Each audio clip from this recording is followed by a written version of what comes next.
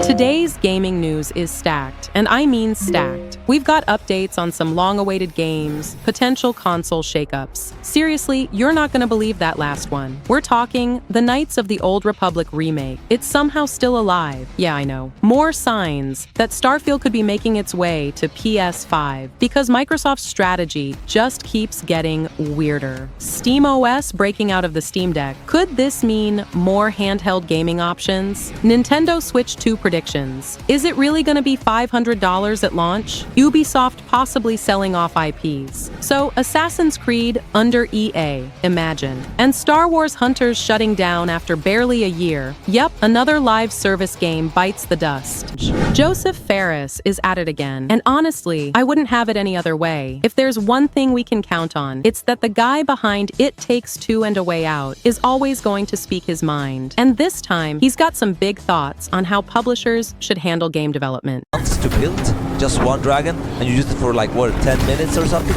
But you know, the cool thing is that you remember those moments more in a sense. You don't have to reuse stuff, you know what I mean? So it's like and the team knows this at Haze. Like we know that you know, we're used to just use them once, and I mean sometimes like nobody's surprised at Haze anymore because that's right. Like I say, we f shit up without f***ing up all the time. F shit up without f***ing. That's, I mean, I'm gonna wear my bleep. Yeah, and trust me, Let me guess. with this game, especially in the ending, you will see stuff that you haven't seen in the video game. I guarantee you that. Okay. You will go like, oh shit, I haven't seen that before. That's, you will see. But not here in this, I mean this level is obviously even amazing. This is, yeah, it's kick-ass, I'm telling you, but it's gonna be even more kick-ass later. In a new interview with the BBC, Feras straight up says that publishers need to step up and really trust the developer. But, of course, it's not just about blind faith. He also believes devs need to stick to their vision and not get swayed by outside pressure. And if anyone knows about standing their ground, it's Joseph Feras. This is the same guy who, when Brothers: A Tale of Two Sons was in early testing, had people telling him the game was super bad. His response? They're wrong because I know it's great. And, well, turns out he was right. Feras admits that his approach might not work for everyone, but hey, he runs his own studio, Hazelight. He doesn't have a boss breathing down his neck, and he's not exactly known for playing it safe. I am a different breed, he says, and honestly, no lies detected. Hazelight has been on a roll with co-op-only experiences, and their latest game, Split Fiction, is proving that Feras' confidence isn't misplaced. The game sold 2 million copies in a week and got a 10 out of 10 from scores from multiple reviewers. So yeah, maybe publishers should take notes. Amazon is all in on God of War. Not just one season, 2 are already in development, and they haven't even announced the cast yet. That's some serious confidence. This comes straight from Ronald D. Moore, the guy currently running the show. He dropped the news on the Sackhoff Show with Katie. Sackhoff casually mentioning that Amazon has already locked in 2 seasons and that he's deep in the writer's room. But here's the kicker. He can't play the games at all. He tried, but modern controllers left him lost. Press R1. Which one's R1? Oh, I'm dead, he joked. It's been decades since he last played games, so jumping into Kratos' world wasn't exactly smooth. Now, before anyone panics about a non-gamer running the show, Moore knows how to make great TV. He's behind hits like Battlestar Galactica Outlander and For All Mankind. He's also a Star Trek veteran, having written for The Next Generation Voyager and Deep Space Nine. Sci-fi has been his playground for years, but now he's stepping into full-blown fantasy with God of War. We still don't know much about Amazon's adaptation. It was greenlit back in 2022, but updates have been scarce. After the massive success of Fallout, though, Amazon is probably eager to push this into high gear. Hopefully, casting news is coming soon. Alright, so here's something wild. Sony is actually messing around with AI-powered game characters, and they picked Aloy from Horizon as their first big experiment. So this leaked video popped up out of nowhere, and it shows an AI-controlled Aloy responding to player questions in real time. Like, you ask her what enemies are around, what weapons she's holding, or even what time of day it is in the game, and she just answers. And no, this isn't Ashley Burch's voice. It's some AI-generated speech, which is both super cool and kinda unsettling. The crazy part? This wasn't even supposed to be public. It was an internal internal Sony project, basically a fun little tech experiment. The Verge got their hands on it through an anonymous tip, and now the footage is out there. Well, kinda. Sony is taking it down fast, so if you see it, you might want to watch before it disappears. The tech itself is actually a mix of Sony's in-house AI tools like EVS and Mockingbird, and bigger AI models like GPT-4 and Llama 3. Basically, it's speech to text, combined with game data, letting Aloy react dynamically to whatever's happening in the game world. Now here's the big question. Is this actually coming to games anytime soon? Probably not. This was just a prototype, something that took a couple of devs about 7 days to build at first, and then they improved it over 3 weeks before showing it off at an internal Sony event. So it's more of a look what's possible thing rather than expect this in Horizon 3. But let's be real, AI in games is happening whether we like it or not. But on the flip side, it could also mean fewer jobs for voice actors and devs. And with how many layoffs we've already seen in the industry, that's a huge concern. If AI voices become a thing, will actors still get paid fairly? Will it take away actual creative work or just enhance what's already there? Grilla owns Aloy as a character. So all that said, I feel worried. And not worried about Guerrilla specifically or Horizon or my performance or my career specifically even. I feel worried about this art form, game performance as an art form. We are currently on strike. SAG-AFTRA is on strike against video games because of AI.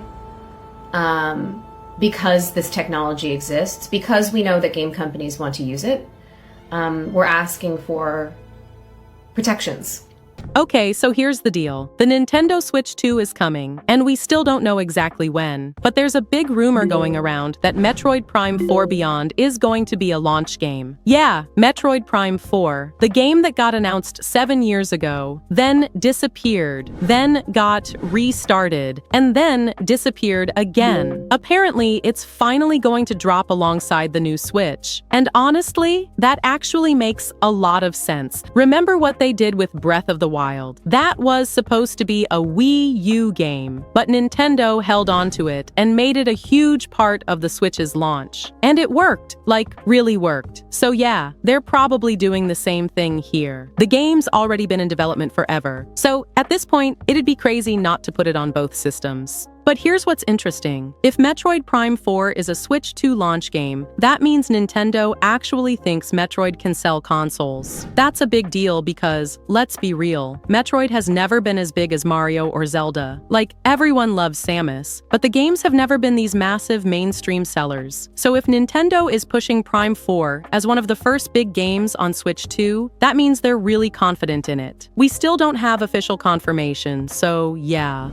Alright, Switch 2 rumors are heating up again, and this time analysts from Bloomberg are weighing in. According to them, we're looking at an April reveal and a potential June launch, which honestly lines up with what we've been hearing for months. But here's the real kicker. It might be way more expensive than we thought. The original Switch launched at $299, with the OLED model bumping it up to $349. But some analysts believe Nintendo could push the Switch 2 all the way to $499. That's a massive jump, but given the rising costs of hardware and inflation, it's not entirely unrealistic. Toyo Securities analyst Toy Yuta even straight up said, "I wouldn't be surprised if Nintendo goes ahead with $499. Now, if that happens, does that mean Nintendo is also planning a cheaper model? Maybe a Switch 2 Lite at $399 or even $349? It would make sense given how much success they had with the Switch Lite at $199. But if the only option at launch is $500, that could be a hard sell, especially for parents buying for younger kids. That said, Nintendo isn't exactly worried about demand. Analysts expect the Switch 2 to be the biggest console launch ever, with 6 to 8 million units available available at launch and a whopping 20 million units sold in its first year. For comparison, the PS5 and Xbox Series struggled to hit those numbers due to supply chain issues, but Nintendo seems confident they can pull it off. The biggest question now, what games are launching with it? If we're talking a new 3D Mario, maybe even Metroid Prime 4 and a killer third-party lineup, people will pay whatever they have to. So what do you think? Would you drop $499 on a Switch 2 at launch? Or is that a deal breaker? Big news for handheld PC gamers. Valve just dropped an update for SteamOS that hints at official support for non-Steam Deck devices. If you've got a Lenovo Legion Go, Asus ROG Ally, MSI Claw, or any other handheld gaming PC, this could be huge. Valve has always been open about wanting SteamOS to go beyond the deck, and now it looks like they're actually making that happen. The SteamOS 3.70 preview update straight up mentions beginnings of support for non-Steam Deck handhelds. Translation? Valve is laying the groundwork to bring its custom Linux-based OS to more devices. If they pull this off, it could be a game changer for portable gaming. Right now, Windows is the go-to for handheld PCs. But let's be real, it's not optimized for that experience. SteamOS, on the other hand, is lightweight, designed for gaming, and doesn't force you to deal with Windows nonsense. If Valve gets this working across multiple devices, we could see a more unified and streamlined handheld PC market. There's also the bigger picture. This isn't just about handhelds. If SteamOS continues to improve, we could one day see a true Windows alternative for PC gaming. That would be massive. Of course, there are still tons of questions. Will manufacturers officially support SteamOS on their devices, or will it be more of a DIY situation? Will games with anti-cheat software finally play nice with Linux? And will this lead to even more competition in the handheld space? No doubt this is just the beginning. But one thing's for sure, if Valve really commits to making SteamOS work across multiple platforms, Windows might finally have some real competition in the PC gaming world. At this point, it's not even surprising when an Xbox exclusive jumps ship to PlayStation. We've already seen games like Hi-Fi Rush, Sea of Thieves, and even the rumored Indiana Jones title making their way over. And now, it looks like Starfield might be next. The latest hint? Bethesda's modding website, straight up, displayed a PlayStation logo next to Starfield content. Now, this could have been a mistake, but let's be honest. Where there's smoke, there's fire. Microsoft has been moving fast when it comes to bringing their games to more platforms, and Starfield making the jump would make sense. It's one of their biggest investments, but it also had a pretty divisive launch. Sales probably didn't hit the numbers they wanted, so expanding to PlayStation 5 might be their way of making up for it. But here's the real question. Would Starfield even be worth it on PS5? Xbox players are still waiting for key updates and DLC that were supposed to make the game feel more complete. If Bethesda just ports over the same version that launched last year, without major improvements, it might not be the redemption story Microsoft is hoping for. Still, the PlayStation audience is massive, and if this means more updates and content for everyone, it could end up being a win-win situation. So what do you think? Would Starfield on PS5 be a game changer, or is it already too late to win people over? Knights of the Old Republic remake, still alive, somehow. Okay, let's be real. This game has been through it. Ever since Sony distanced itself from the KOTOR remake, people assumed it was either dead in the water or stuck in development hell. But surprise, surprise, it's still happening. Saber Interactive, who took over the project after Aspyr dropped the ball, has confirmed that everything they've talked about is still in development. Now that's a pretty vague statement, but considering how little we've heard about KOTOR in the past year, it's better than nothing. The real question is, what kind of game are we even getting? Because word on the street is that they're moving away from the original turn-based combat and leaning into a more action-heavy system, which makes sense considering modern audiences aren't exactly lining up for tactical RPGs, but for the hardcore fans who wanted a faithful remake, yeah, that might be a tough pill to swallow.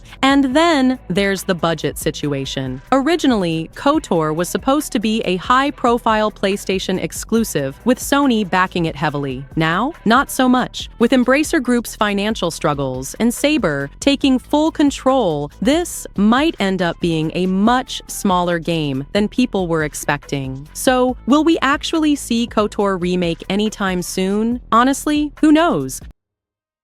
But if Saber Interactive is this confident about its progress, maybe, just maybe, we'll get an update later this year. Would you still be excited for the game if it's more action-oriented? Or is it all or nothing when it comes to staying true to the original? So there's this upcoming game we've talked about a little bit, just a little. But honestly, there's not much to go on right now. Like, the game's barely been revealed, we don't have much actual info, and everything we know is basically people digging into old interviews and making some educated guesses. Of course, I'm talking about Intergalactic the Heretic Prophet. And look, I think it's probably going to be impressive, because it's Naughty Dog, and they always make impressive stuff. Whether you're into their storytelling or not, you can't deny they push the technical side of things. But, there's just not a lot to say about this game yet. And from the start, my take has been that the trailer just wasn't that great. Like, it didn't really tell you anything about the game itself. It was all vibes, no substance. So I get why people aren't exactly hyped for it compared to some of the stronger trailers Naughty Dog has dropped in the past. That being said, people have been digging through old interviews. Specifically, some stuff Neil Druckmann said back when this game was likely entering production. And there's been this recurring rumor that the game is all about player freedom and isolation. And here's the wild part. Apparently, internally, Naughty Dog devs have been comparing it to Elden Ring. Yeah, Elden Ring, from all studios, Naughty Dog. The people who brought us these highly cinematic, linear, story-driven experiences. They are looking at FromSoft for inspiration. That's a huge departure from what they normally do. So here's where it gets interesting. Ben Hansen from MinMax revealed that people behind the scenes were already making this comparison back in October. He was basically like, if I had said Naughty Dog's next game is like Elden Ring before the reveal, I would have been torched online. Which fair, because on the surface, that trailer did not scream open-world, player-driven experience. And then there's this clip that resurfaced from a 2023 Washington Post interview where Neil Druckmann himself talks about how he's fascinated by games like Elden Ring and Inside, specifically games that don't rely on traditional storytelling. He literally says some of the best storytelling happens outside of cinematics, through gameplay, through environmental details, through trusting the player to put the pieces together, which, okay, if that's the direction they're going, that's massively different from what Naughty Dog is known for, because usually they do hold your hand. Big cutscenes, tightly scripted set pieces, all that. But this